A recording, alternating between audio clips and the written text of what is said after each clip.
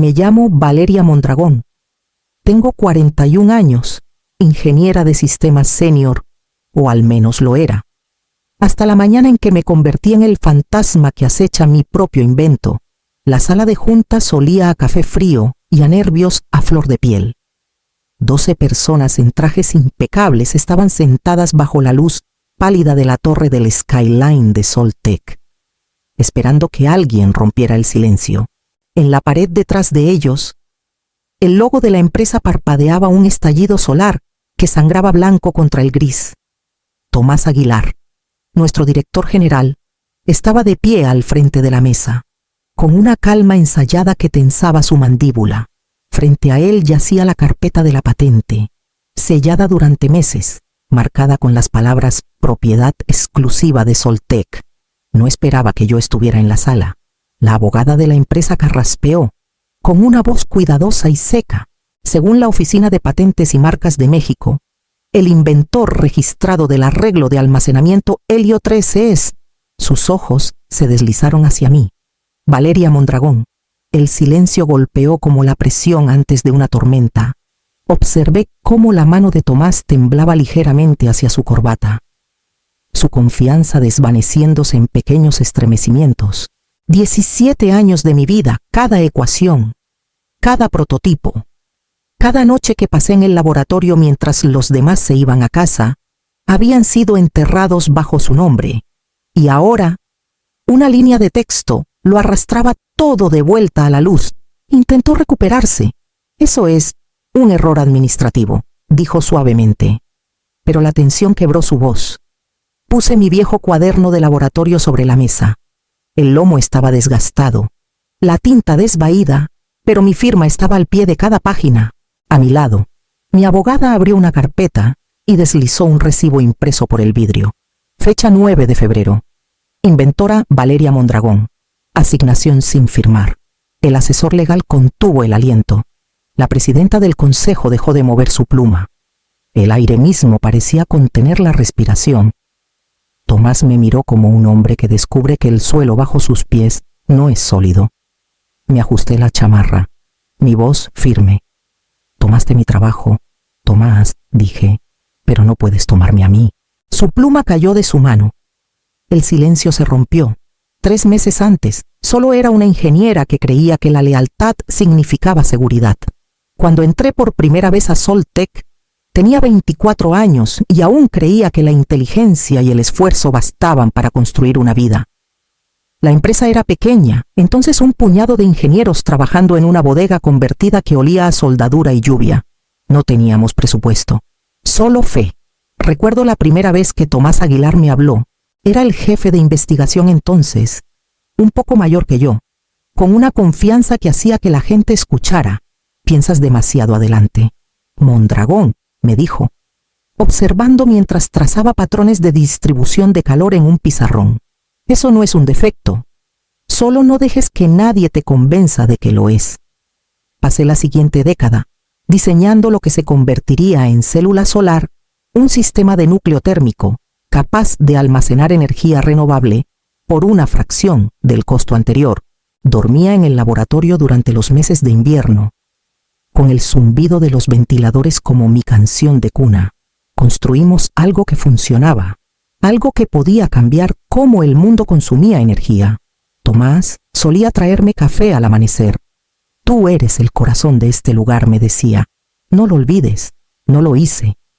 Guardé cada versión de mis diseños, cada borrador, firmado y fechado, porque una vez me dijo que los grandes ingenieros siempre deben dejar un rastro de luz. Cuando Soltec creció, la cultura de startup se endureció como acero corporativo. Los inversionistas reemplazaron a los idealistas. Tomás ascendió primero a vicepresidente, luego a director general. Nuestras charlas en el pasillo se convirtieron en citas en el calendario.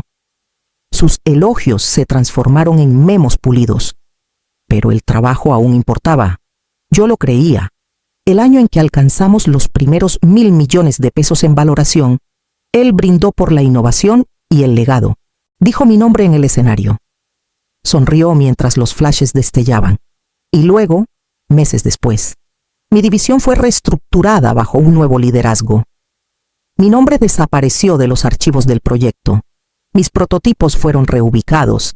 Me dije que era temporal, que Tomás tenía un plan. No me di cuenta de que la lealtad no era la escalera que pensaba. Era una cuerda. Una que yo misma había tejido durante 17 años, hebra por hebra, esperando que alguien más la apretara. Ocurrió un lunes por la mañana que olía a café quemado y lluvia.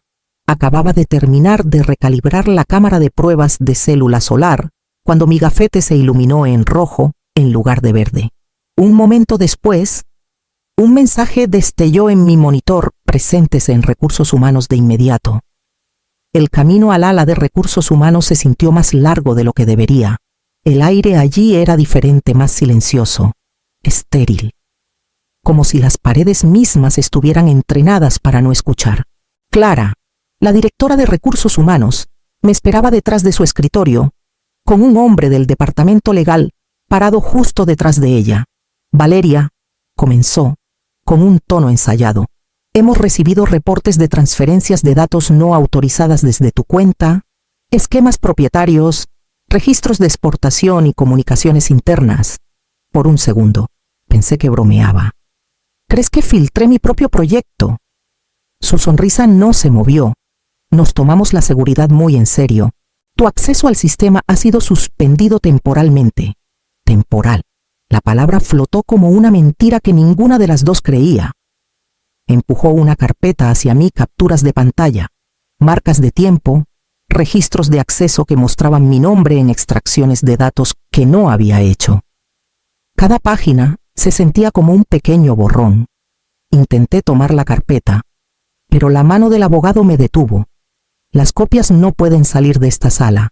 Quiero a mi abogada. Por supuesto, dijo Clara. Pero por ahora, debes abandonar las instalaciones. 2 guardias de seguridad aparecieron en la puerta, corteses pero impersonales. Me levanté, entumecida, mientras me seguían de vuelta a mi escritorio. Mis compañeros fingían teclear más fuerte, desviando la mirada cuando pasaba. La luz de mi escritorio ya estaba apagada, los cajones cerrados. Alguien había empacado una caja para mí. Cuando las puertas del elevador se cerraron, vi mi reflejo en el panel espejado, bata arrugada, gafete colgando inútil. La ciudad brillaba bajo la lluvia. A mediodía, mi correo fue desactivado. A las 3. Nadie contestaba mis llamadas. Al anochecer, los reclutadores que alguna vez me buscaron dejaron de responder. Mis credenciales se habían convertido en una advertencia.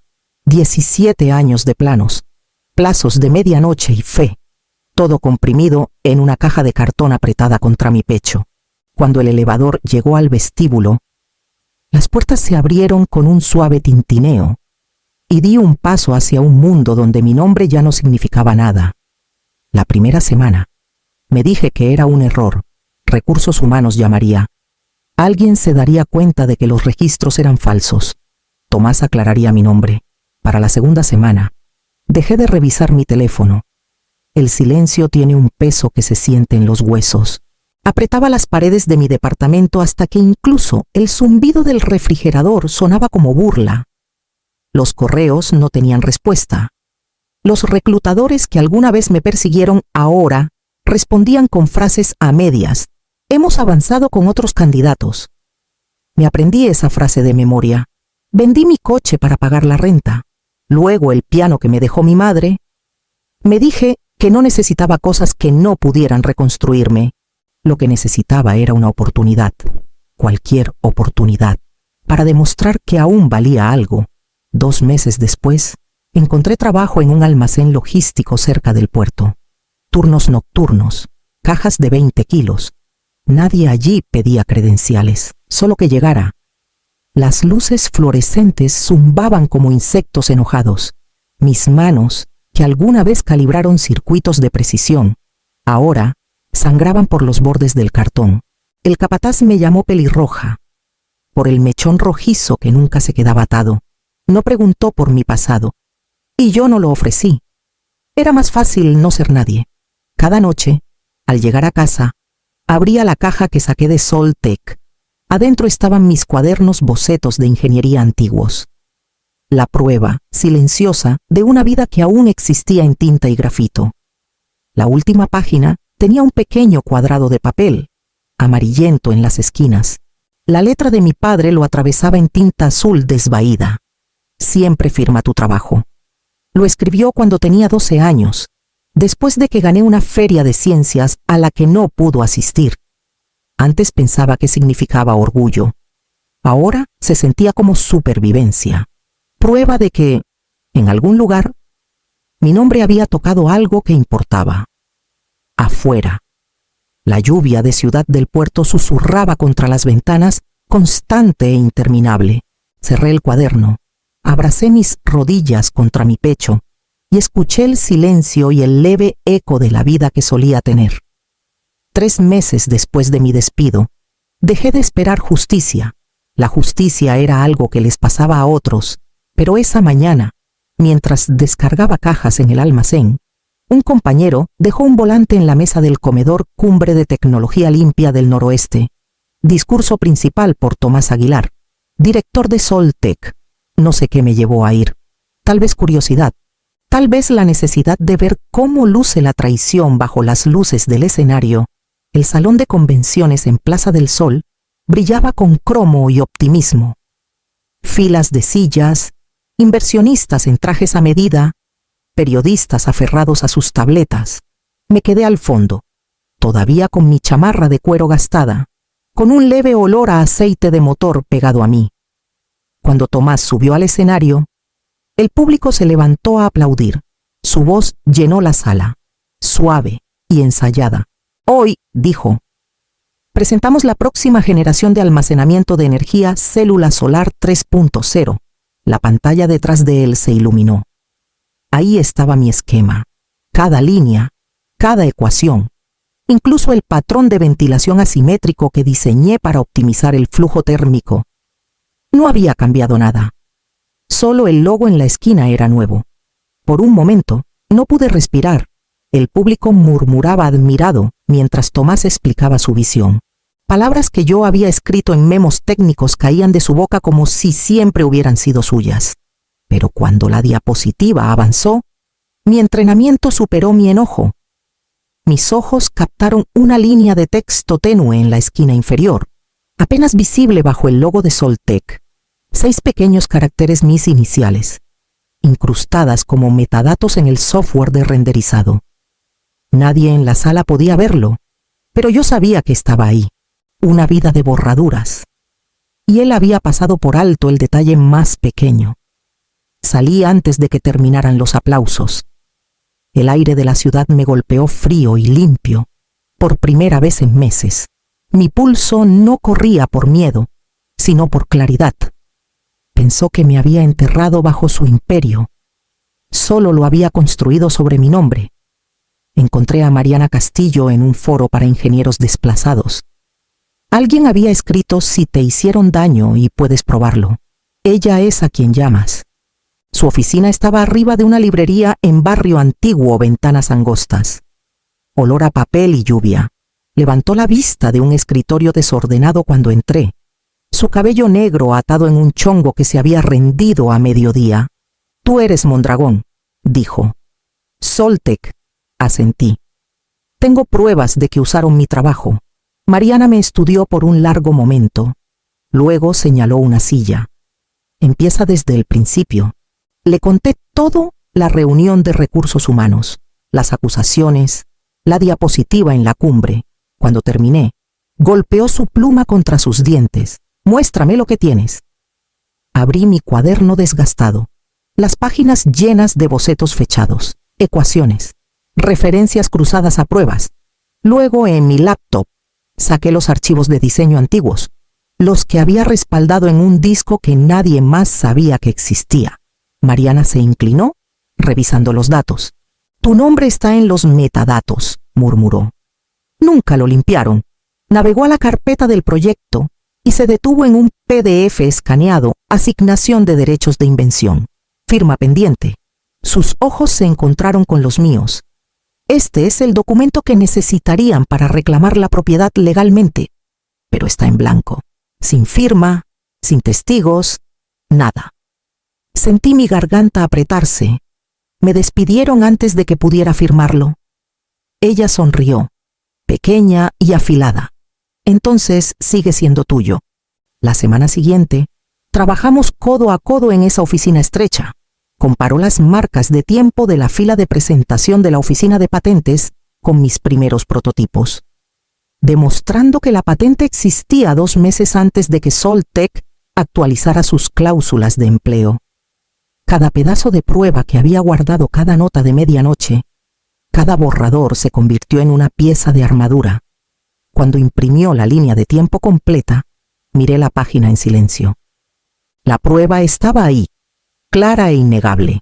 Construyó su fortuna con mi nombre, dije en voz baja. Mariana cerró su pluma. Entonces recordémosle de quién está robando. La ciudad dormía cuando Mariana presionó enviar. El zumbido del calentador de su oficina llenó el silencio entre nosotras.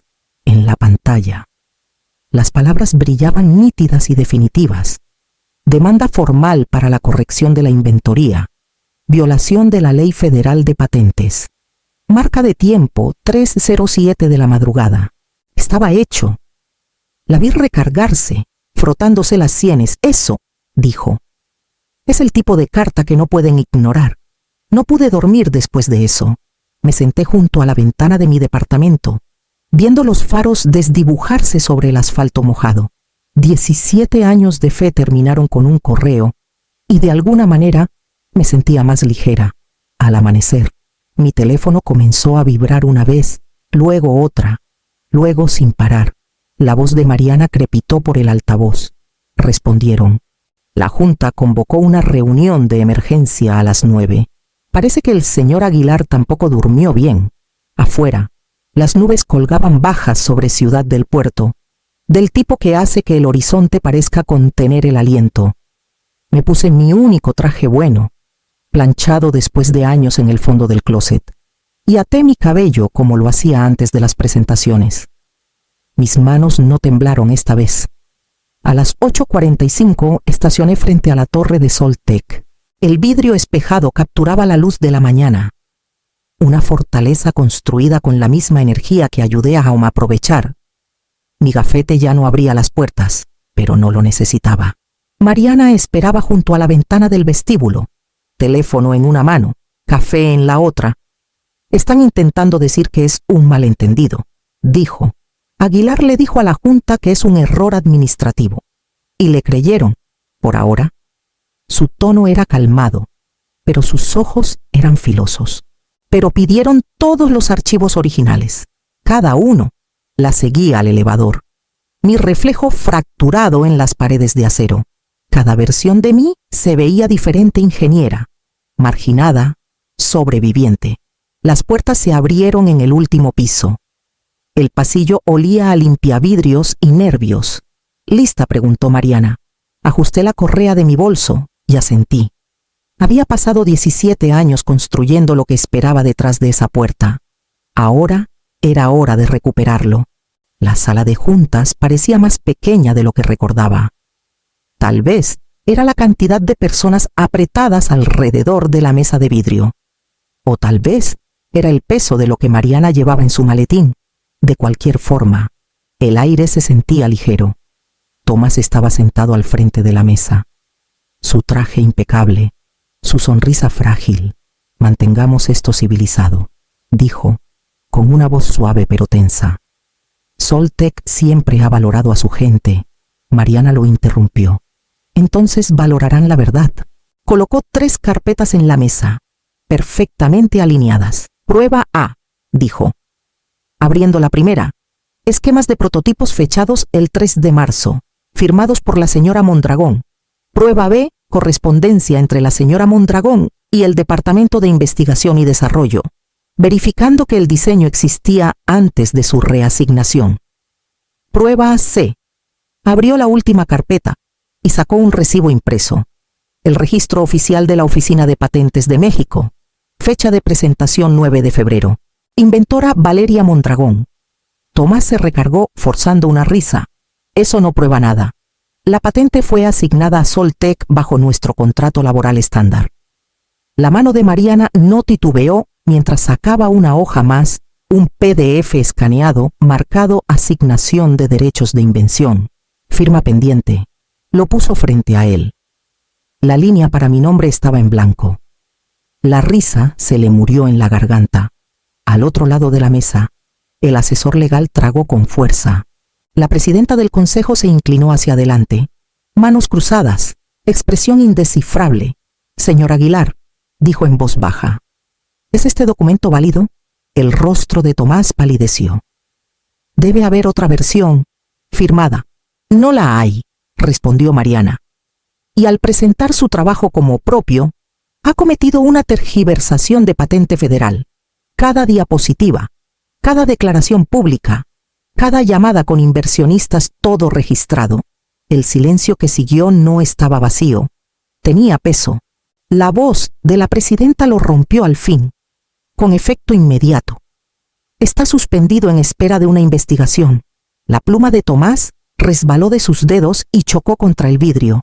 No me había dado cuenta de que estaba conteniendo el aliento hasta que exhalé. Lentamente, con cuidado, como la primera bocanada tras salir del agua profunda. Por primera vez en meses, el aire se sentía limpio. La reunión terminó como terminan las tormentas, en silencio, como si nada se hubiera roto.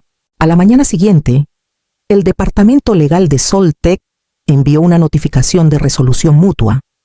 Una frase tan pulida que casi ocultaba la verdad. Mi patente fue reinstaurada por completo. La valoración 500 millones de pesos me miraba desde la página final del acuerdo, como un número de la vida de alguien más. Me senté en la oficina de Mariana mientras leía las cláusulas línea por línea. Cláusula 24, dijo, golpeando el documento con su pluma. Te reconoce como la única inventora y te otorga regalías de por vida basadas en aplicaciones actuales y futuras. Podrías retirarte ahora mismo y no volver a trabajar. Observé la lluvia trazar líneas en la ventana. No quiero retirarme. Ella sonrió. Mitad orgullosa, mitad exhausta. Entonces dime qué quieres. Me tomó mucho tiempo responder. El dinero no se sentía como justicia, se sentía como un recibo. Una corrección, dije finalmente. Pública, oficial. Y quiero que construyan algo bueno con lo que robaron. Esa tarde, la Junta emitió un comunicado. Soltec lamenta la atribución errónea de la patente de célula solar y reconoce a la señora Valeria Mondragón como su inventora original. Sin excusas, sin frases legales para suavizar el golpe, solo la verdad, en blanco y negro. Junto con eso vino un anuncio, la Iniciativa de Ética Mondragón.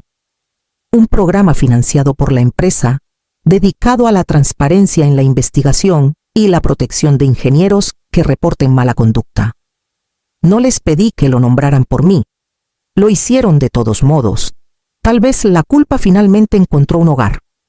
La renuncia de Tomás llegó 2 días después, por motivos personales, decía el comunicado de prensa. Su foto desapareció del sitio web de la empresa para el fin de semana. Leí la noticia desde la mesa de mi cocina, aún con la misma sudadera que usaba en el almacén. Los fondos del acuerdo llegarían en 1 semana. Mariana llamó para celebrar, pero me quedé callada. La justicia no se sentía como victoria, se sentía más pesada, como cargar algo delicado a través de una tormenta, esperando que no se rompiera de nuevo. 6 meses después, abrí las puertas del colectivo de investigación Mondragón por primera vez. El espacio no se parecía en nada a la torre de vidrio de Soltec, solo un edificio de ladrillo viejo cerca del malecón, donde las gaviotas gritaban sobre los muelles y el olor a sal se pegaba a todo. No era perfecto. Ese era el punto. Adentro, filas de escritorios de segunda mano llenaban el piso abierto.